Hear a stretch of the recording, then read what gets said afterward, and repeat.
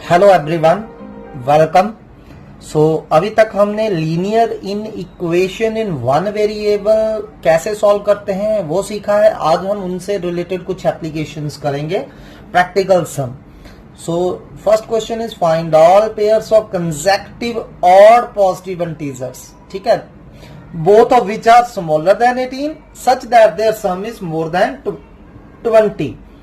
तो मैंने क्या करने हैं, ऐसे दो नंबर फाइंड करने हैं, जितने भी ऐसे पॉसिबल पेयर हैं वो सारे के सारे पेयर फाइंड करने हैं। दोनों ऑड होने चाहिए, दोनों पॉजिटिव होने चाहिए और दोनों के दोनों 18 से लेस होंगे such that their sum is more than 20, लेकिन उनका सम 20 से ज्यादा होना चाहिए।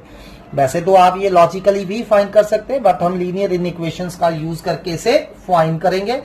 सो चलिए, let to positive odd consecutive integers are कौन। अब दो पॉजिटिव कंसेक्यूटिव इंटीजर ले लेते हैं। एक x है, x ऑब्वियसली यहां क्या है, ऑड नंबर है, और दूसरा ऑड नंबर इससे बाद कब आएगा, x प्लस 2। जैसे अगर एक 3 है तो नेक्स्ट 3 प्लस 2 5 होगा, एक 7 है नेक्स्ट 7 प्लस 2 9 होगा। ठीक है, तो ऐसे ही अगर एक x है तो दूसरा ऑड नंबर x प्लस 2 होगा। ठीक, तो अब गिवन क्या दिया है कि ये दोनों नंबर स्मॉलर देन 18 है, x भी 18 से स्मॉल है, x प्लस 2 भी स्मॉल है। अब इन दोनों में से बड़ा कौन है, x प्लस 2। तो हमें जस्ट दोनों में से दोनों 18 से छोटे हैं, तो हम सिर्फ बड़ा 18 से छोटा है तो ऑब्वियसली उससे छोटा तो 18 से छोटा होगा ही होगा। तो मान लीजिए x प्लस 2 लेस देन 18 है तो x लेस देन 18 ऑब्वियसली हो जाएगा। ठीक है, एंड दूसरी कंडीशन क्या दी है, उनका सम is more than 20।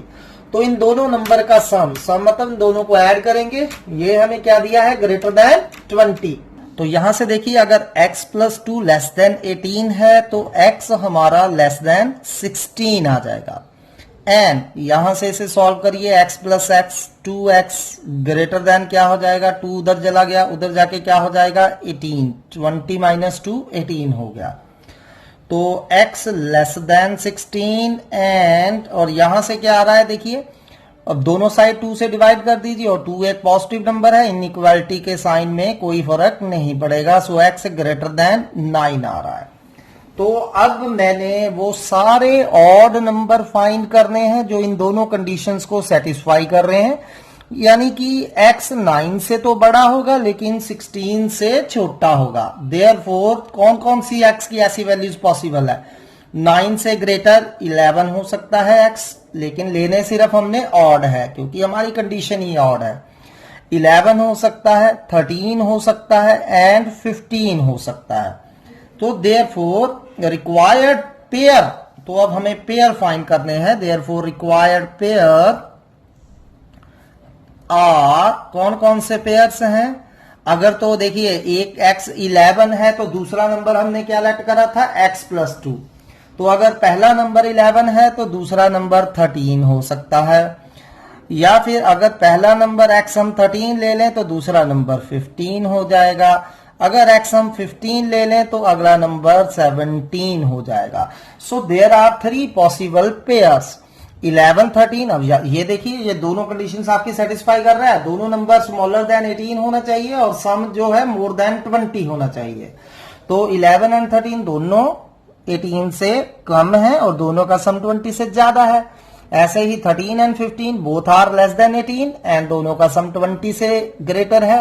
15 and 17 again both are less than 18 and sum is greater than 20।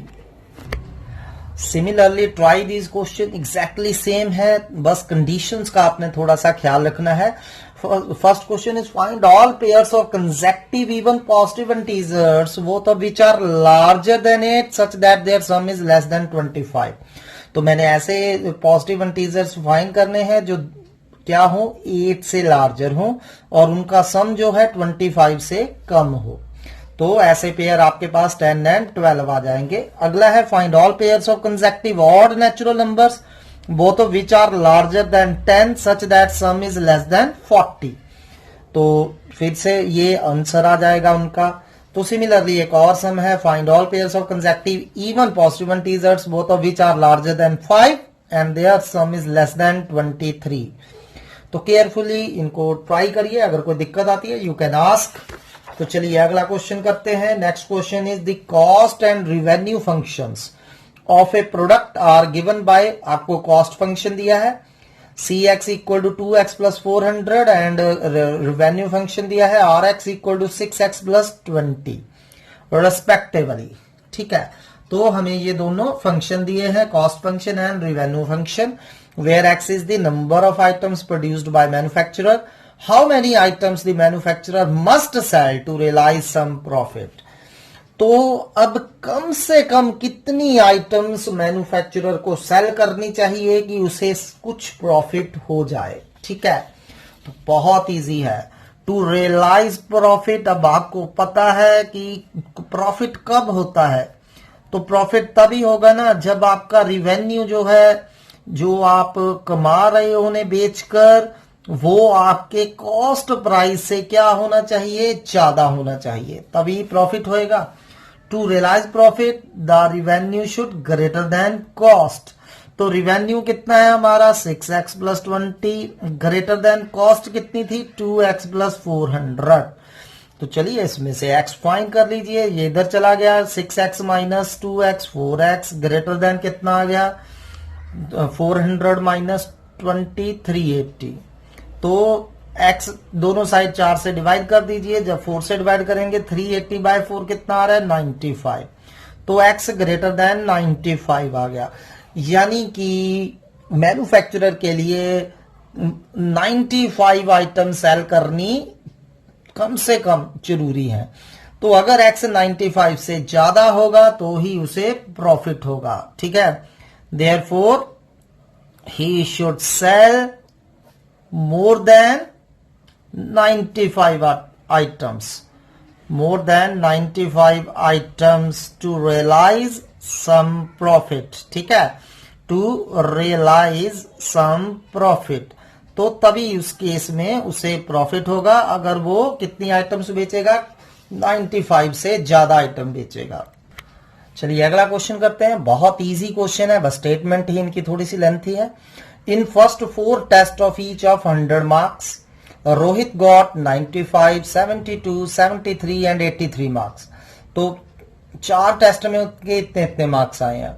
If he wants an average of greater than or equal to 75 marks and less than 80 marks, अब वो कितनी average चाहता है कि उसकी 75 या 75 से ज्यादा मार्क्स आए लेकिन 80% से कम मार्क्स आए, ओवरऑल इतनी एवरेज चाहता है, 75 या 75 से ज्यादा एंड 80 से कम उसकी एवरेज आनी चाहिए।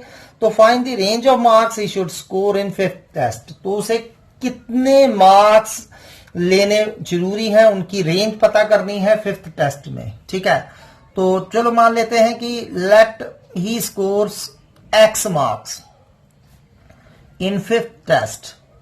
तो मान लीजिए वो 5th टेस्ट में कितने मार्क्स स्कोर करता है, x मार्क्स स्कोर करता है।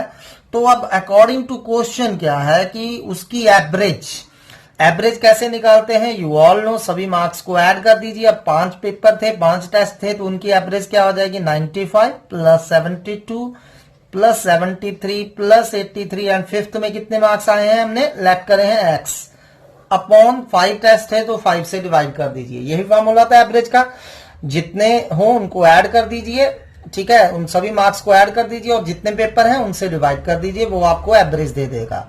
अब अकॉर्डिंग टू क्वेश्चन क्या है कि ये जो एवरेज है ना उसकी, it should less than equal to 75 and less than 80। ठीक है, 75 या 75 से ज्यादा होनी चाहिए एंड 80 से लेस होनी चाहिए उसकी ये एवरेज। Got it?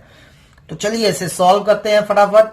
तो अब पहले 5 से मल्टीप्लाई कर दीजिए थ्रू आउट। जब 5 से मल्टीप्लाई करेंगे तो इनइक्वालिटी को कोई फर्क नहीं पड़ेगा। अब 75 को 5 से मल्टीप्लाई करिए तो ये आ रहा है आपका 375 लेस देन इक्वल टू, और साथ में इनको ऐड कर लीजिए 95 प्लस 72 प्लस 73 प्लस 83।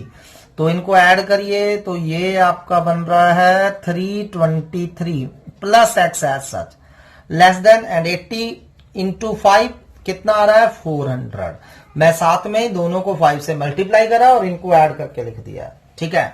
अब x कैसे निकलेगा, अगर मैं ईच में से 323 सब्ट्रैक्ट कर दूंगा, सो 323 सब्ट्रैक्ट करते जाइए ईच में से, तो जब 323 सब्ट्रैक्ट करेंगे x को अकेला करने के लिए तो ये आ जाएगा।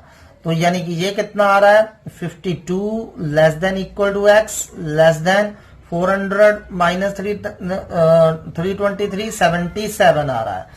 तो यानी कि देयरफॉर रोहित मस्ट स्कोर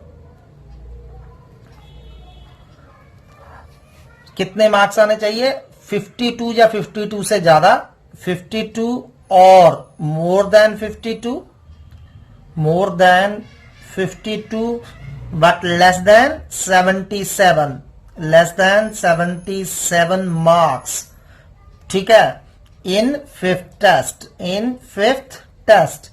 ताजो उसका ओवरऑल स्कोर जो है, ओवरऑल एवरेज जो है 75 या 75 से ज्यादा हो और 80 से कम हो। चलिए अगला क्वेश्चन करते हैं। This is really important, NCERT से है ये सम, है easy. IQ of a person is given by the formula IQ is equal to mental age over chronological age into 100, where M is mental age and C is chronological age. If 80 less than equal to IQ less than equal to 140 for a group of 12-year children, find the range of their mental age. अब you all know IQ क्या होता है, intelligent question. तो intelligence हमेशा से ही human race का एक important aspect रहा है। Everyone wants to know his level of intelligence. तो वो जो लेवल ऑफ इंटेलिजेंस होता है उसे नापने के कई वे हैं, उनमें से एक है कि आईक्यू पता करते हैं।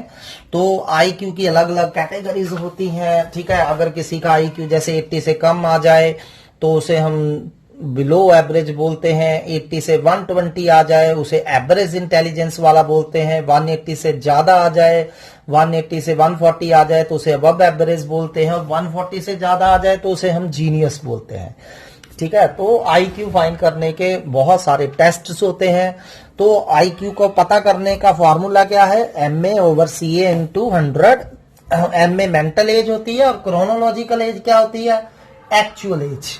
अब दोनों में थोड़ा सा आपको पता होना चाहिए कि जैसे मान लीजिए आपके पास कोई 10 ईयर ओल्ड बच्चा है, कोई 10 ईयर ओल्ड बच्चा ले लीजिए, तो उस 10 ईयर ओल्ड बच्चे की क्रोनोलॉजिकल एज कितनी हो गई, 10 ईयर। क्रोनोलॉजिकल एज का मतलब उसकी जो एक्चुअल एज है, ठीक है। अगर आप 10 साल का बच्चा ले रहे हैं तो उसकी क्रोनोलॉजिकल एज 10 हो जाएगी। अगर आप 12 ईयर ओल्ड बच्चा ले रहे हैं तो उसकी क्रोनोलॉजिकल एज 12 हो जाएगी। अब मेंटल एज क्या होती है, अब मेंटल एज है, मान लीजिए मेरे पास एक 10 साल का बच्चा है, लेकिन वो इतना थोड़ा इंटेलिजेंट है कि वो ऐसे काम बड़ी आसानी से कर सकता है जो 12 साल के बच्चे आसानी से कर सकते हैं, ठीक है। यानी कि अगर 10 साल का बच्चा ऐसे काम कर सकता है, ऐसे सम सॉल्व कर सकता है, ठीक है, ऐसी चीजें परफॉर्म कर सकता है जो 12 साल के बच्चे के लिए नॉर्मल है, तो हम कहेंगे उस बच्चे की मेंटल एज 12 है। क्रोनोलॉजिकल एज उसकी 10 थी, मेंटल एज उसकी 12 होगी। लेकिन अगर वही 10 साल का बच्चा ऐसे काम करने में भी बहुत डिफिकल्टी महसूस कर रहा है जो कि एक 8 ईयर ओल्ड चाइल्ड नॉर्मली कर सकता है, ठीक है, तो हम क्या कहेंगे, उस 10 साल के बच्चे की मेंटल एज कितनी है, 8 ईयर है। तो चलिए अब क्वेश्चन में कुछ नहीं है, बहुत इजी है, हमें फॉर्मूला ऑलरेडी गिवन है। तो हम चाहते क्या है कि IQ जो है it should lie between 80 to 140 for a group of 12 year children. तो हमने बच्चे जो लिए हैं वो 12 साल के बच्चे लिए हैं, मतलब ये चीज इंपॉर्टेंट है यहाँ, इसीलिए मैंने आपको एक्सप्लेन करा है कि हमने जो बच्चे लिए हैं वो 12 साल के लिए हैं, तो यानी कि उन बच्चों की क्रोनोलॉजिकल एज 12 है। तो मैं क्या चाहता हूं कि उनकी रेंज कितनी होगी, मेंटल एज कितनी होगी, ताकि उनका IQ 80 से 140 हो जाए। टेक्निकली जो मेंटल एज है इसे पता करने के लिए हमारे पास बहुत सारे डिफरेंट इंटेलिजेंस टेस्ट हैं, verbal test, non verbal test, performance test. तो अब जब हम वो लगाते हैं ना तो हमें उस बच्चे की मेंटल एज पता चल जाती है। लेकिन यहां हम थ्योरेटिकली कर रहे हैं कि हम चाहते हैं कि बच्चे का IQ 80 और 140 के बीच में हो। तो वो 12 साल का है, तो उनकी मेंटल एज कितने से कितने के बीच में होनी चाहिए ताकि उसकी आईक्यू जो है 80 to 140 हो जाए। ठीक है, सो सबसे पहले हमें गिवन क्या दिया है, क्रोनोलॉजिकल एज जो है वो 12 ईयर्स है। This is important information. Chronological age हमारी 12 ईयर्स है। आल्सो हमें आईक्यू जो है वो कितने से कितने के बीच में चाहिए, 80 to 140 चाहिए, ये भी हमें गिवन है। अब आईक्यू की वैल्यू डाल दीजिए। अब आईक्यू क्या होता है, mental as over chronological age into 100। ठीक है, अब इसमें मेंटल एज की रेंज हमने पता करनी है, क्रोनोलॉजिकल एज हमें 12 दी गई है, इनटू 100 इनटू 140। तो अब हम क्या करेंगे, यहां से 100 अपॉन 12 खत्म करेंगे। तो 100 अपॉन 12 खत्म करने के लिए 12 इंटू 100 से मल्टीप्लाई कर दीजिए ईच को। तो 12 इंटू 100 से मल्टीप्लाई करेंगे, ये एक पॉजिटिव नंबर है, तो हमारी इनइक्वालिटी को कोई फर्क नहीं पड़ने जा रहा। ठीक है, तो यहां से देखिए जब 12 बाय 100 से करेंगे तो यहां 12 से 12 कट जाएगा और 100 से 100 कट जाएगा। तो अब इसे सिंप्लीफाई कर लीजिए, बस वो आपका आंसर आ गया। तो ये कैंसिल हो रहे हैं, तो 12 को 8 से मल्टीप्लाई कर दीजिए, कितना आता है, 12 8 96, 96 बाय 10 9.6। ठीक है, और यहाँ ये कट गया हमारा, 14 को 12 से मल्टीप्लाई करिए, 168, 168 बाय 10 16.8। तो हमारी मेंटल एज जो है उस 12 ईयर बच्चे की अगर 9.6 से 16.8 होगी तो उसका आईक्यू 80 से लेके 140 तक आएगा। सिमिलरली ट्राई दीज क्वेश्चंस, ये भी इजी हैं आपके लिए, जैसे ये प्रीवियस मैंने करवाए हैं वैसे ही ये दोनों क्वेश्चंस हैं। So 1 by 1 you have to try, और मैंने आपके लिए आंसर लिखे हुए हैं। ठीक है, तो चलिए नेक्स्ट क्वेश्चन करते हैं। Next question is very very important, please do it very carefully. Generally ये एग्जाम में डाला जाता है। A manufacturer has 600 liters of 12% solution of acid। तो आपको 12% solution of acid का मतलब पता ही है। ठीक है, how many liters of 30% acid solution must be added to it so that acid content in resulting mixture will be more than 15% but less than 18%। अब मैं चाहता क्या हूं, ये जो मेरे पास 6 लीटर 12% सोल्यूशन है, मैं इसे कंसंट्रेट करना चाहता हूं और ज्यादा इसे कंसंट्रेटेड करना चाहता हूं। कितना कंसंट्रेटेड करना चाहता हूं कि इसकी कंसंट्रेशन 12% से बढ़कर 15 और 18 के बीच में आ जाए, 15% टू 18% के बीच में आ जाए।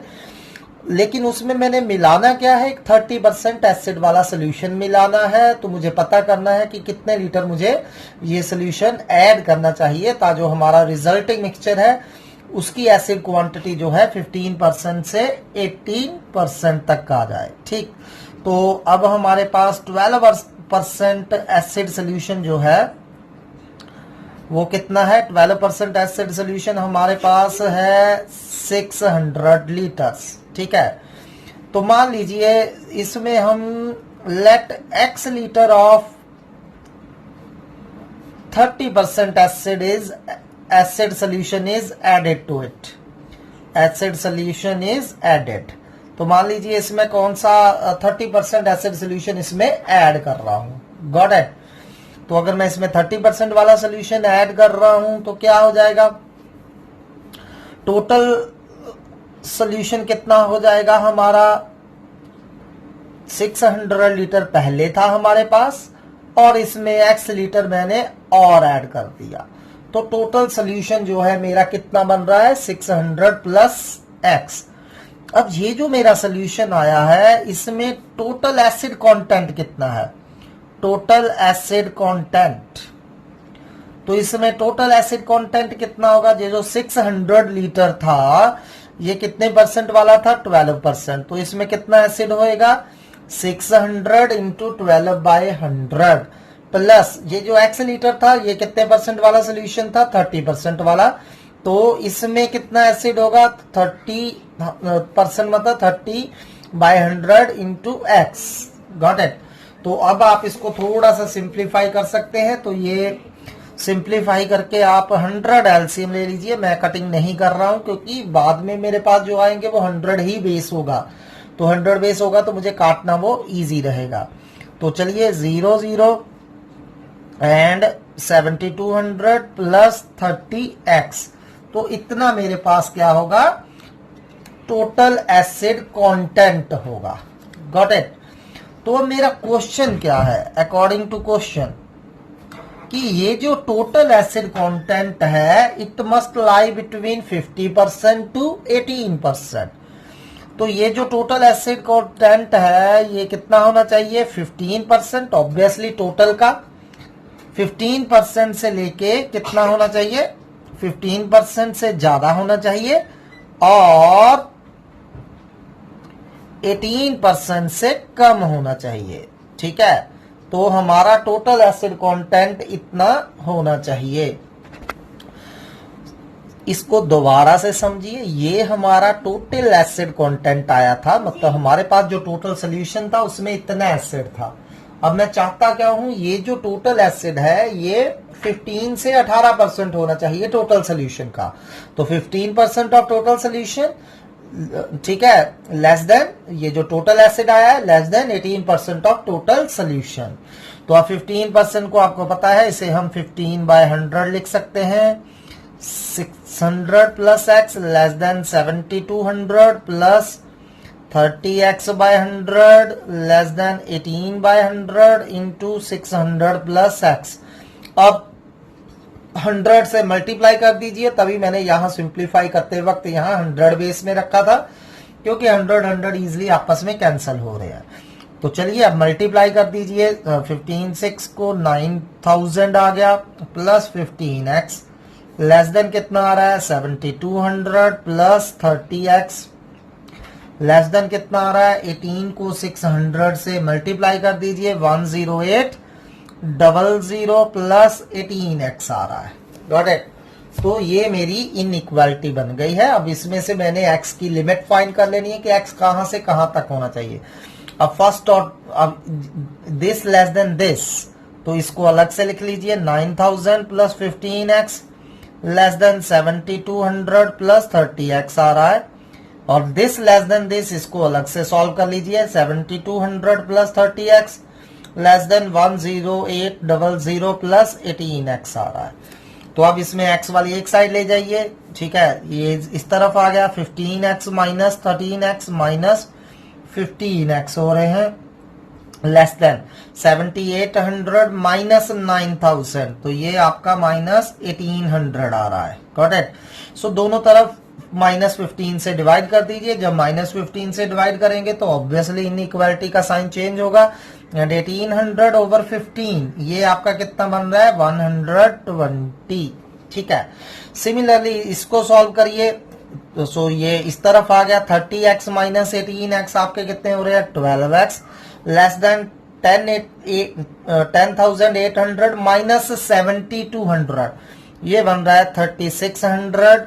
फिर 12 से डिवाइड कर दीजिए, इस बार इनइक्वालिटी नहीं बदलेगी, तो 3600 ओवर 12 ऑब्वियसली ये 300 आ रहा है। देयरफॉर अब इन दोनों को इकट्ठा कर लीजिए, x 120 से ज्यादा है और 300 से कम है, तो इसे हम इस तरह भी लिख सकते हैं, 120 less than x less then 300।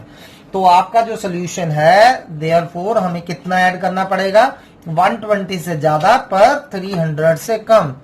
Therefore number of litres, तो बस इसको आंसर लिख दीजिए, number of litres of 30% solution of acid must be more than 120 litre, more than 120 liter, what less than 300 litre, what less than 300 litre. तो इस तरह के question आपने ऐसे करने हैं। चलिए अगला क्वेश्चन करते हैं, वो भी ऐसा ही है almost. How many litres of water should be added to 1125 litres of 45% solution of acid so that resulting mixture will contain 25% but less than 30% of acid content। ठीक है, तो हमारे पास पहले 45% वाला कितना एसिड है, सो 45% solution of acid, solution of acid कितना है हमारे पास, 1125 लीटर। तो मान लीजिए लेट हमने इसमें ऐड क्या करना है, वाटर। ठीक है, तो let quantity of water to be added, quantity of water to be added. तो मान लीजिए हम कितना वाटर इसमें ऐड कर रहे हैं, x लीटर। अब मैंने करना क्या है, 45% वाला सोल्यूशन है उसमें मैंने वाटर मिला देना है। तो जब उसमें वाटर मिलाएंगे तो उसकी एसिडिक क्वांटिटी कम होगी, तो मतलब वो डिल्यूटेड होगा। तो इस बार मैंने सोल्यूशन को डिल्यूट करना है, तो डिल्यूट करने के लिए मैं वाटर का इस्तेमाल कर रहा हूं। और कितना डिल्यूट करना है कि मेरा जो एसिड कंटेंट है वो 25% से 30% के बीच में आ जाए। ठीक है, तो टोटल सोल्यूशन हमारा अब कितना बन गया, हमारे पास पहले 1125 लीटर 45% वाला एसिड सोल्यूशन था, उसमें x लीटर हमने ऐड कर दिया, तो टोटल सोल्यूशन कितना हो गया 1120 प्लस x लीटर। ठीक है, 1125 प्लस x लीटर। अब ये जो हमारा सोल्यूशन बना है इसमें टोटल एसिड कंटेंट कितना है, तो टोटल एसिड कंटेंट जो है वो कितना होगा। अब 1125 वाला सोल्यूशन जो था वो 45% वाला 1125 लीटर था, वो 45% सोल्यूशन ऑफ एसिड था, तो उसमें कितना एसिड होगा 1125 इंटू 45/100 प्लस अब x लीटर वाटर में कितना एसिड होगा। अब वाटर में तो एसिड होता नहीं है, तो इसमें एसिड 0 होगा। बस ये चेंज थी इसमें हमने वाटर मिलाया है तो इसमें कोई एसिड नहीं होगा। तो टोटल एसिड कंटेंट हमारा इतना बन जाएगा। ठीक है, अब मैं चाहता क्या हूं, अकॉर्डिंग टू क्वेश्चन मैं चाहता हूं कि ये जो मेरी टोटल एसिडिक क्वांटिटी आई है, यानी कि 1125 प्लस 40 इंटू 45/100, ये जो एसिडिक क्वांटिटी आई है ये कहां से कहां तक होनी चाहिए, 25% से ज्यादा। 25% किसका, ऑब्वियसली टोटल सोल्यूशन का, 25% से ज्यादा, लेकिन 30% से कम। 30% किसका, टोटल सोल्यूशन का। तो ये जो मेरा एसिड क्वांटिटी टोटल बन रही है, it should lie between 25% to 30% of total solution. तो फिर से इसे इस तरह से बाय 100 लिख दीजिए परसेंटेज हटाने के लिए। तो ये 1125 इंटू 45/100। ठीक है, यहां लेस देन, यहां फिर से 30 इंटू 1125 प्लस x बाय 100। अब 100 से मल्टीप्लाई करिए, फिर फर्स्ट एंड सेकंड को इक्वेट करके x निकाल लीजिए, सेकंड और थर्ड को। ठीक है, फर्स्ट एंड सेकंड ये अलग से ले लेना है, दिस लेस देन दिस, इसको अलग से सॉल्व करना है, then this less than this, इसको अलग से सॉल्व करना है। तो आप यहां x की मतलब आंसर फाइंड कर सकते हैं। तो आपका आंसर जो आएगा, ये मैं आगे आप पे छोड़ रहा हूं, तो आपका आंसर आ जाएगा more than 562.5 litres but less then 900 litre. ठीक है, तो यहां आपने आगे खुद करना है। Similarly, try this question. This is also important. A solution of 8% boric acid is to be diluted by adding a 2% boric acid solution. हमारे पास पहले 8% वाला एसिड सोल्यूशन था, उसमें हमने ऐड करना है 2% वाला सोल्यूशन ताकि वो डिल्यूट हो जाए। और कितना डिल्यूट हो जाए कि resulting mixture should lie between 4% to 6%, 4 और 6 के बीच में लेके आना है। अगर हमारे पास टोटल 640 लीटर 8% वाला सोल्यूशन था, तो कितना हम 2% वाला सोल्यूशन इसमें ऐड करेंगे, तो आंसर आ जाएगा 320 लीटर से ज्यादा और 1280 लीटर से कम। चलिए अगला क्वेश्चन करते हैं। A man wants to cut 3 lengths from a single piece of board. ठीक है, from a single piece of board of length 91 centimetre. The second length is to be 3 centimeter longer than the shortest, and the third length is to be twice as long as shortest. What are the possible lengths for the shortest board if the third piece is to be at least 5 centimeter longer than second? तो कुछ नहीं है, बहुत easy है। हमारे पास ये मान लीजिए 91 सेंटीमीटर लॉन्ग लेंथ है, तो इसे कट करके मैंने 3 पीसेस बनाने हैं। ठीक है, इसे कट करके मैंने 3 पीसेस बना लेने हैं। ठीक है, ऑब्वियसली अब डिफरेंट लेंथ, एक छोटा होगा, एक उससे बड़ा होगा, एक उससे बड़ा होगा। अब हमें दिया क्या है कि द सेकंड लेंथ जो है, ठीक, it is to be 3 centimetre longer than the shortest and third length is to be twice as long as shortest. तो सेकंड और थर्ड लेंथ जो है वो इन कंपैरिजन ऑफ शॉर्टेस्ट दी है, तो हम मान लेते हैं शॉर्टेस्ट लेंथ x है। तो सेकंड जो होगी लेंथ वो कितनी हो जाएगी, more than 3 centimetre than shortest, तो x प्लस 3 हो जाएगी।